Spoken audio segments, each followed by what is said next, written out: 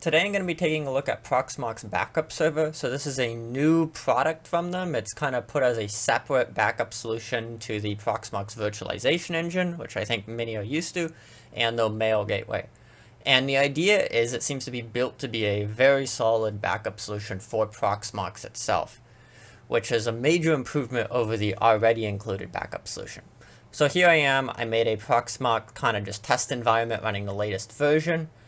You do have to be running the latest version to do it, otherwise you get weird errors, just noting make sure you put all your updates in first. But if we go under Data Center and then Backup, so it has a backup now. Now what this backup does is it uses a utility called dedup and kind of takes a image of your disks that the VM has and the config file and compresses it. And you can run this multiple times. The problem is it just stores multiple versions and all full copies. So that means if you have like a Windows VM with a 64 gig disk, it'll probably compress it down to maybe 30, 40 gigs. And then the next time you run a backup the next day, it's another 30 or 40 gigs. And the disadvantage of this is that's a lot of space. So if you want to backup every day for a month, that's 30 times the size of one VM. Whereas other backup software, such as like Veeam, which does Hyper-V and VMware, will do incremental. So that same VM with Veeam would be like a 30 gig backup in the beginning, but then do maybe 1 gig of changes every day. The new backup software aims to change that and is able to do that. It also has, I'd say, a few advantages over other backup solutions. So it's chunk based. So this is similar to something like Borg. So the way it works is it takes it and splits it into a ton of little chunks, instead of having a big file and lots of little ones for incrementals every day. And that means you can kind of just delete backups willy-nilly, and it works pretty well. Whereas with the incremental ones, you can't just delete a random incremental backup because that just ruins your chain. You have to either delete a whole chain or tell it to merge a chain with an older version. So if we want to go take a look at their website, if we go to Proxmox's website now, we can look at their downloads, and we see the Proxmox Backup Server. And we see the beta ISO image here. So this is a beta, it came out yesterday as of filming, but it mostly works. It's definitely good to play around with, but I wouldn't put it in production yet. And then they have a documentation, which is a full PDF I have here. It is definitely not done, but it is enough to get going, and it shows what most of them are. There was definitely a little bit of, I guess I have to play around to find out what the exact parameter is, but I'm assuming this is going to get better and kind of be a non-issue. And also as people do it, there's going to be more guides out on the internet, there's going to be more forum posts. So it should kind of solve a lot of these weird little issues that are kind of part of any software that a community helps to solve. So let's go take a look at kind of some environments. So you can either just install it as software on the Proxmox host. So this software runs on any Debian system. So it'll install in there, and it'll have a separate port. So normal Proxmox runs on 8006, so it runs on 8007. And that's kind of like the management portal of the backups. It lets you set settings for things like pruning of when it should get rid of old backups, and what storage it should use, offsite syncing, other settings like that. And then if you integrate it with Proxmox, it shows up as another local storage. So you've been able to create a storage. When you look under storage types, if you go like edit my local storage, you can have it take VZ dump backup files. And there's going to be another option to add, which is these Proxmox backup ones. You can add it right now in the newest version, but there's no way to do it in the GUI. You have to do it all in the command prompt. I'm assuming they're going to add it and make it a lot more seamless in the GUI, but because it's beta, it's only in there. And what it'll do, I'll show you this in a bit once I get it going, it'll show you all your old versions, and you can just say restore. The other way of using this software is in its own VM or server. So you can have a separate Debian system that just runs this, and you can connect to it over the network. It'll work the same with the same integration, but it'll just be on a separate physical box. Now if you're backing up on the same box, I think it kind of makes sense to just run it on the host. It seems to be simpler. Another VM will do the same thing pretty much. I'm just going to be running on the host for most of this video. But if you have like a cluster of maybe 5 servers, you can have another backup server that all it does is backups. And then you can separate some things like credentials. Let's go look at getting this installed. So if you want to install it from its own ISO, you can just go download the ISO and it'll come with all the packages pre-installed. But if you want to install it on a existing Debian or Proxmox install, you have to go to their installation page, and then they have a beta repository. So here it is right here. I'm copying it from their website, and I'm gonna Alt-Tab over to the command line of my Proxmox system, and I'm gonna go edit /etc/apt/sources.list and just add it as a source here, and then I'm going to apt update, and this will make it so I can install the Proxmox backup server, which is what's going to have the little web GUI and manage where all the files go, and then the client, which is what you can use to put it on there. So I'm going to do apt install proxmox-backup-server, and now it will now make this system a backup server for it. Now let's look at what it can back up. So there's three main types of data they say it can back up. One is kind of binary globs, which is designed for small binary files. Pretty much is designed for config files for VMs. It has a what they call a PXAR format, which is designed for a directory of lots of files. So this was primarily designed for containers, but also works fine for things like just a generic file share. You could use it on just a NAS share. Anything that you can mount will just back up with that. And the next thing is large files which don't change much. So this is mostly for VM backup images. So we installed the server on here, and then we can go under system control status Proxmox backup control. And what system control will do is tell us that the service is running. It's Proxmox backup, yeah. And we can see the service is now running on the system. So now we can open another tab and go to 192.168.1.200, which is its local IP, and then :8007. So it's going to say there's a security risk because it's self-signed certificate. We tell it to accept the risk, and it's the same username and password as your main system because it's the same OS. And we have a different dashboard now. So we can see a few things. System resources. This is of the whole system, so it's going to be pretty much the same as your standard Proxmox usage. Data store usage, we haven't made a data store yet, so it doesn't show anything. Running tasks will show you if there's any backups going to this repository right now. Longest task shows you long VMs. Task summary, nice to just see how many failures you have. And subscriptions. It'll be interesting to see, I'm going to guess they're going to do the same subscription model as the standard Proxmox, so it's a, you buy a subscription for support, and you can run it open source if you want. Now we see there's a configuration on the drop down on the left, so user management, permissions, remotes, which is for remote hosts you can pull data from, sync jobs, which is if you want to sync it to an offsite server. I'll play with that in a little bit. Subscriptions, so for support, and administration we have the server status, so things like usage, how many IOPS, disk usage. There's kind of a cool feature that shows you how long it'll think it'll take for your backups to fill up by looking at usage every day, which is kind of neat. I wish other programs would have that. Programs, features, logs, tasks, and then it'll show you disks. So it wants to just run it on a disk. You can also just give it a file share. So if we go under data shares, we can say create a data share, give it a full path and a name. But we're going to just tell it to make it. So if you give it a new full disk to use, so we can give it /dev/sdb, and we're going to say call it backup prox, and we're going to just do a single disk of ZFS. From what I've seen, it doesn't seem to be using any specialized ZFS features like snapshotting or stuff like that, but it works fine on ZFS, and I like using ZFS because of other features it has. So we're just going to say okay, and it's going to take a second. It'll format that drive with ZFS on it as a single disk added to our ZFS pools, and it'll add it as a data store. So now we can see data stores. This one's currently empty, so there's nothing on it. But if you add stuff, it'll start showing you all your files and all the versions for all the files on there as well. So right now it's empty, no statistics, hasn't been touched at all. So let's go into adding a Proxmox server. So this is kind of the great thing. You can use this Proxmox backup to back up pretty much any Linux system, just do file level backups. But it's designed for Proxmox, has a lot of cool integration that makes it work well. So we go back to the command line and we can say apt install Proxmox backup client. And that'll install the stuff that allows Proxmox to talk to it It looks like it's actually already installed when you install the server though. So this will only be needed if you are doing a separate server and client. So we're going to go back to the command line because you have to add it in the command line. And they go over it in the documents reasonably well here.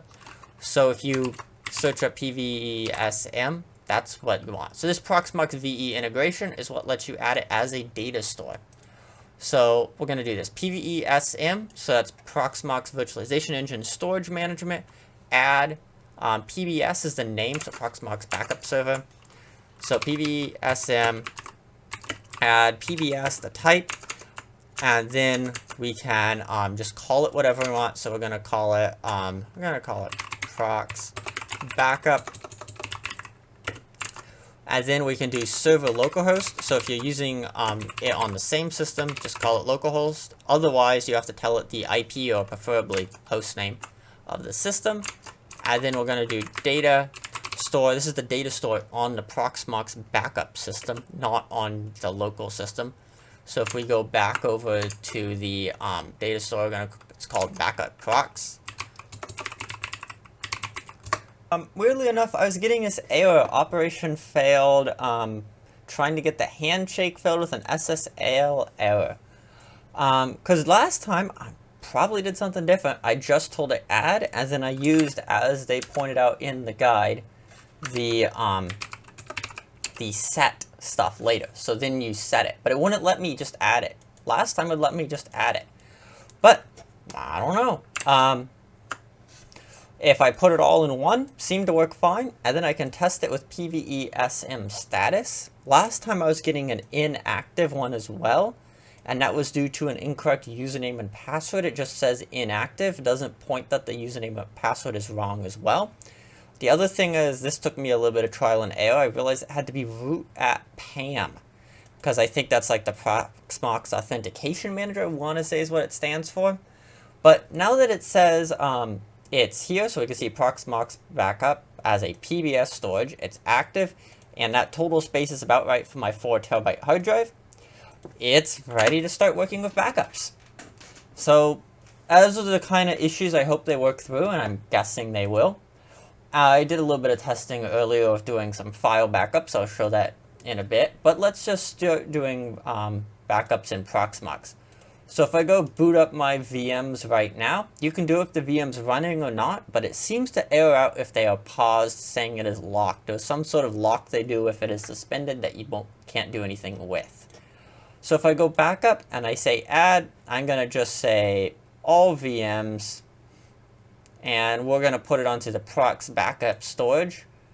And then we can do emails, I don't care, and we're going to say snapshot mode, that way you can keep the VMs running, doesn't have to stop them. And we're just going to manually do it so I don't care about timer. One other thing to notice with the Proxmox backup is by default, I'm guessing they will change this. If you go into edit, if you can edit it.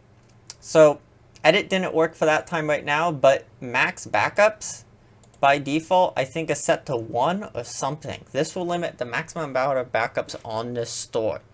From what I can see, this should probably be removed or changed somehow. I'm not sure exactly what 0 does. 0 might be unlimited, but I'm going to just set it to like 1,000 or 100 for now. Because the way I say that should be removed is if I go to Proxmox Backup Server, part of what they have here is the pruning settings.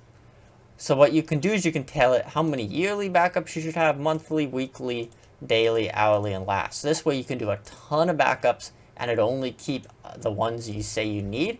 Because traditionally it would only keep the last few because it used so much storage. So if we go now run this backup job, we can see that it's going to start. If we double click on this, we can see the status of the job which is running. So we can see it is reading it from disk and writing it onto the other drive. Just for a little bit of fun looking at performance with iostat-xm1 to see all the status. We can see that it's reading from my drives at, roughly, I've been getting about 200 megabytes per second on this system. Seems to be a bit slower right now though due to it actually having to write everything out to disk.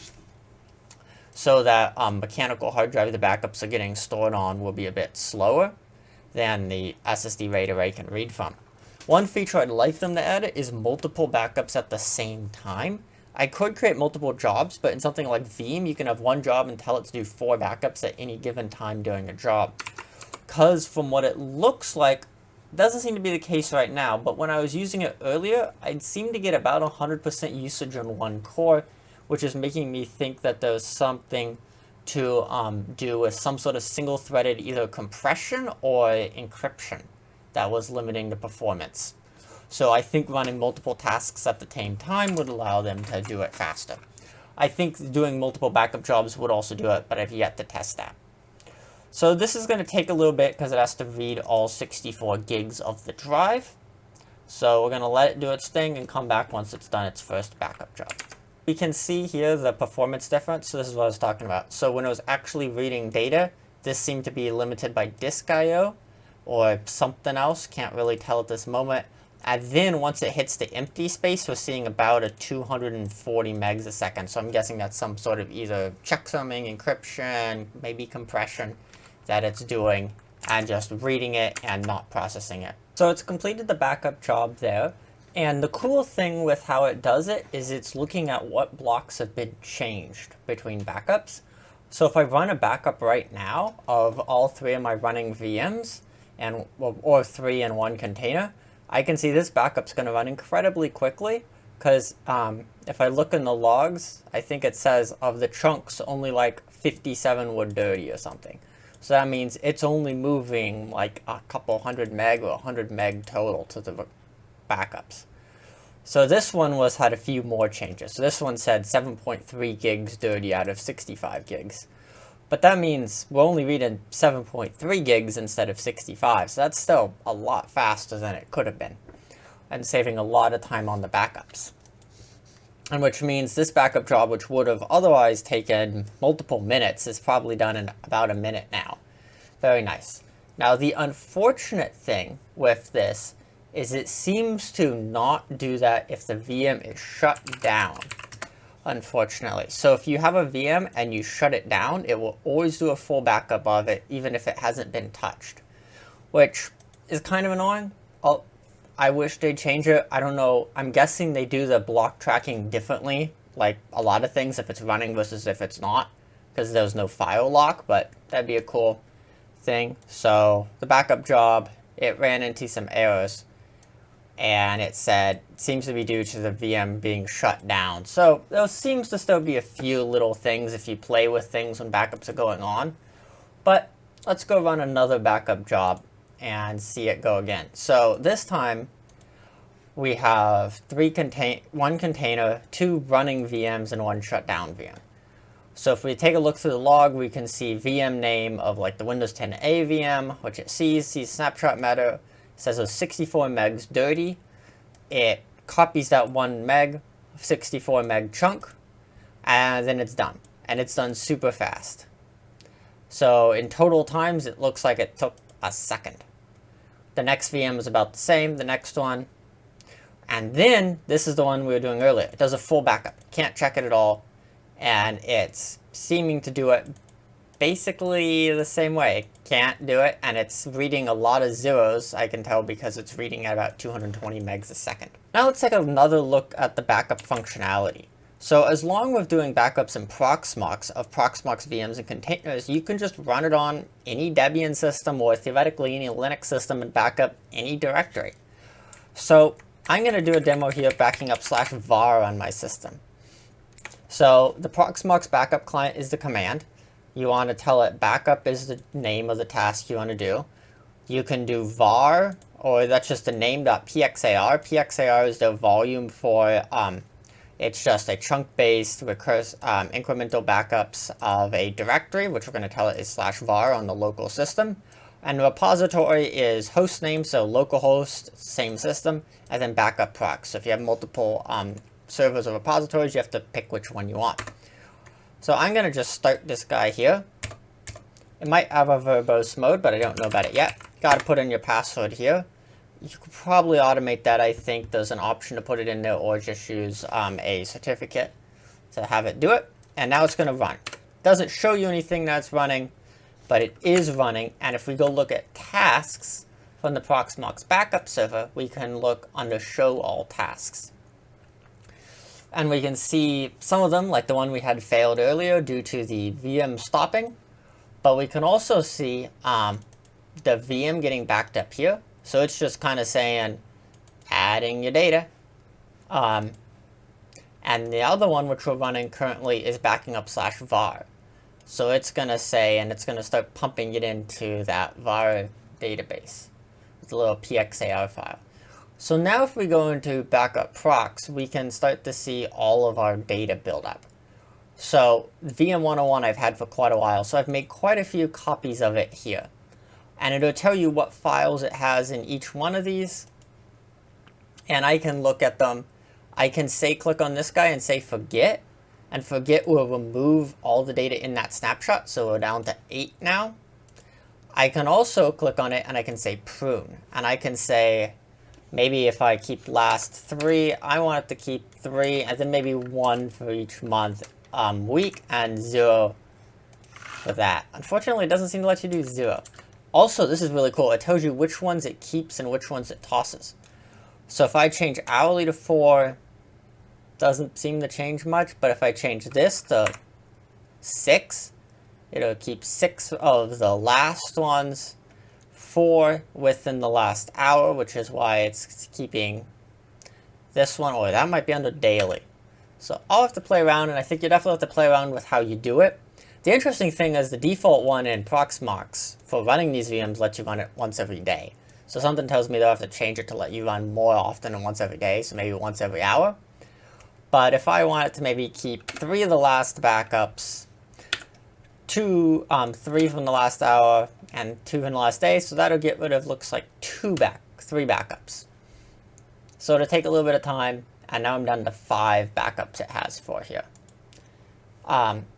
And if I look at Datastore here, it'll show you, actually, fortunately it doesn't show you. The only way to see usage is if you look at Datastore usage here.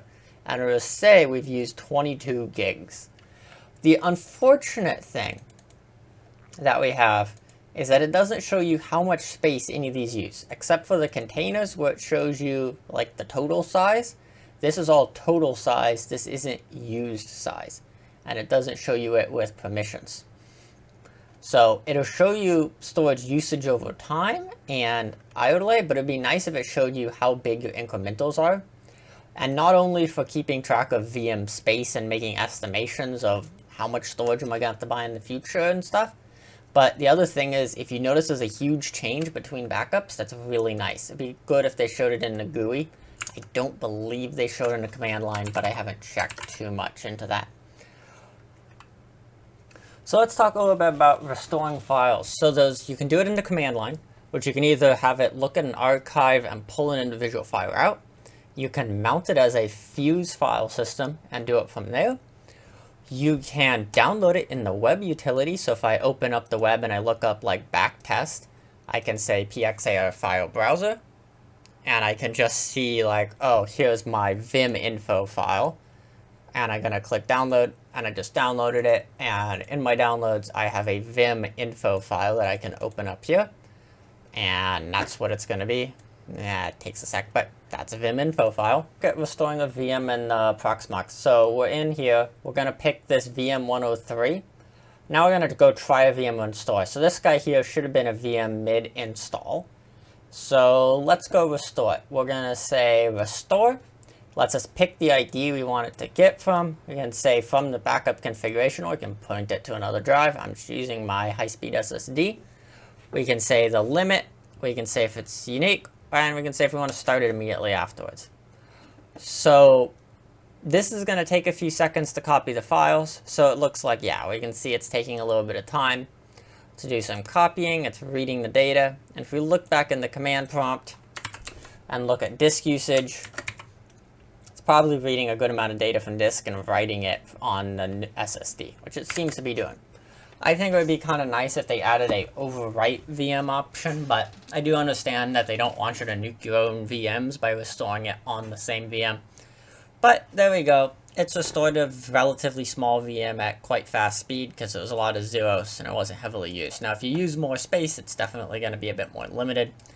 Let's see how this VM starts. Just been restored. It should have a usable install on it. Seems to be booting. And, oh, look. It's an installer it's booting into.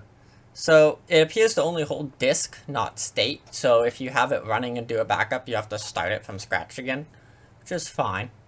But there's a freshly installed Deepin OS that I did mid-install. So it doesn't hold full state, it just does the disk. It's fine. Works relatively well. That was pretty fast. I'd say I'm pretty happy with it. Now let's go take a look at the underlying structure. So I'm going to go install a program called NCVU, which shows disk usage kind of in a nice graphical form. And now to make it a lot easier to see how they're storing files. And since they're using a chunk-based system, I don't expect to see any super big files. I expect to see a lot of kind of couple meg-sized files. So if we cd/backup prox ls, this is where we told it to put it.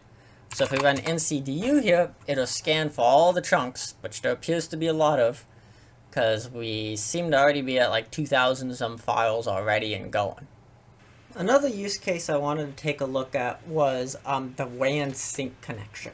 And in order to do that, you need a second Proxmox backup system, and might as well do it in a VM with the full ISO to take a look at that as well. So this ISO I've used once before has a very similar installer to the Proxmox virtualization environment. So it looks very similar. I think it's basically the same UI, same disk setup and installer. It's pretty much the same. So if I go fire this guy up, we can see it's slowly loading in from its ISO it has. And we can just kind of say you agree to everything. We're going to just run it default on its hard drive, let it do ext4. Say we're in the US, and it's exactly like Proxmox. Just says Proxmox installer. And it's going to ask for things like your password. And they've just changed a couple of things, like, you know, it says Proxmox Backup Server instead of virtualization environment. So now it's found my domain, picked an IP, we're going to let it do it, and we're going to tell it to go. So now it's going to create some partitions, mount them, and go. And I'm going to go add a hard disk to it. I'm going to give it a little, we're going to put it on here. Doesn't have to be too big because I'm not using too much disk space yet. We're going to give it some caching just to make it a bit faster. And turn on discard. And this is going to be it. And what I've done to kind of torture this a little bit is I've gone and done rate limiting on this to 4 megabytes per second. And what that should do is simulate a kind of mediocre WAN connection. Because it's a lot easier to do syncing over LAN when you got gigabits of bandwidth to deal with. Whereas now we're going to give it 4 megs. And we can go throw iPerf on it just to play around and see what it does. So if we take a look at here, you can do sync jobs, backup manager sync job. And you can say the local, the remote.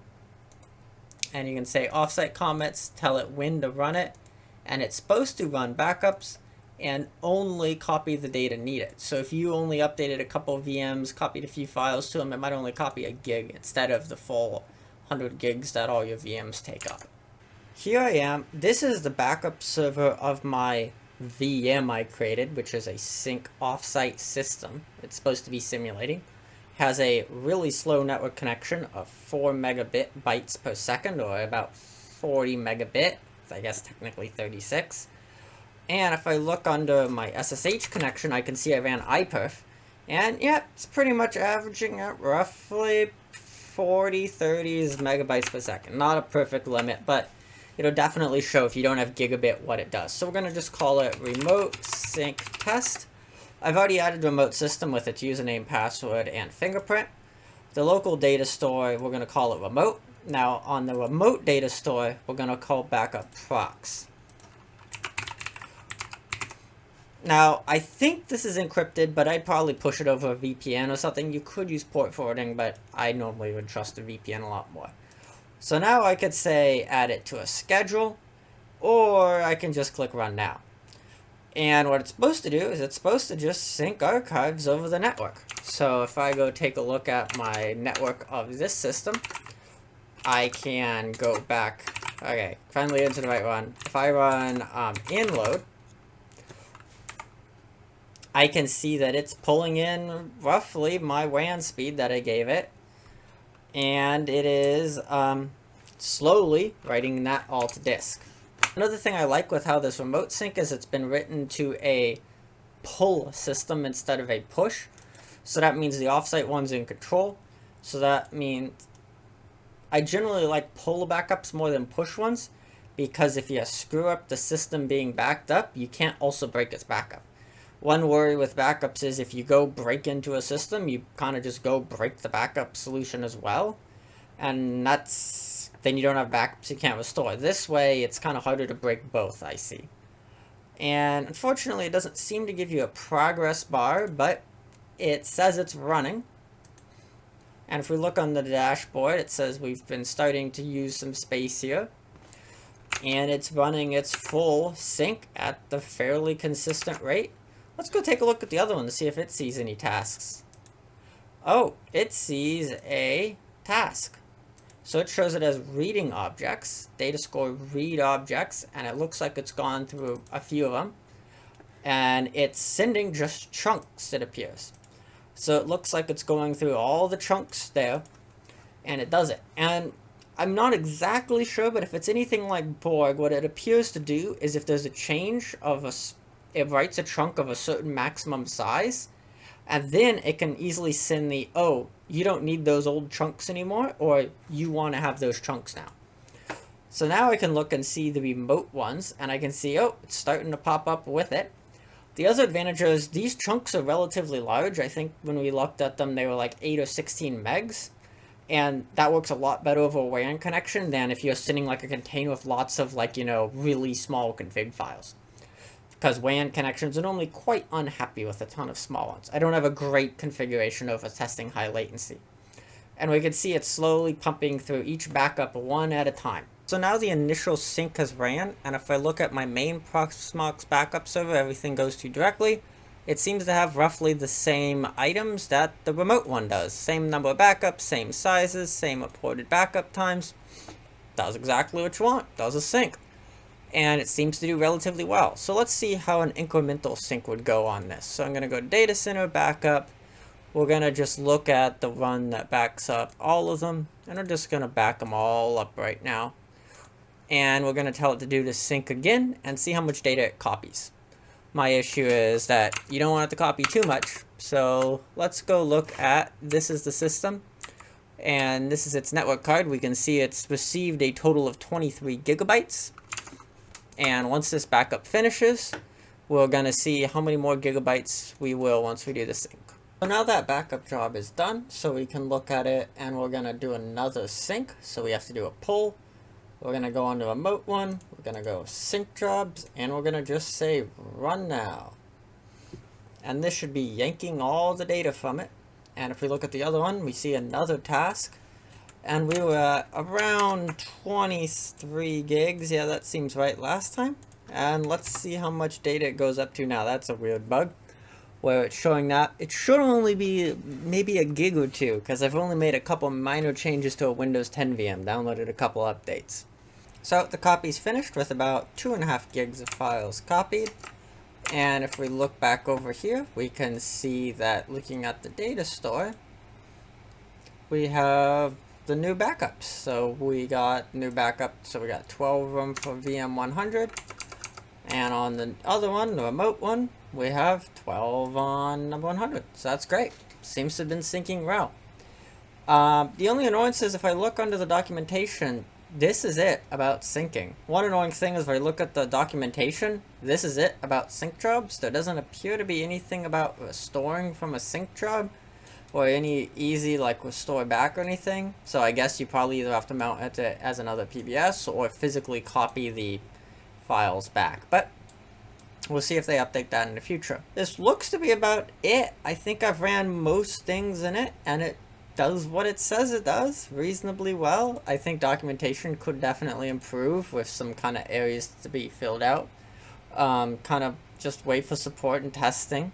I'm going to go give it a try on one of my systems and see how well it works, and kind of as a long term, and see if it starts doing weird things after a long period of time. Because of some things you have to just throw a couple hundred backups in over time and see if it breaks it, but happy for now. Thanks for watching this little first look, and let's hope it continues to work well as I test it more in the future.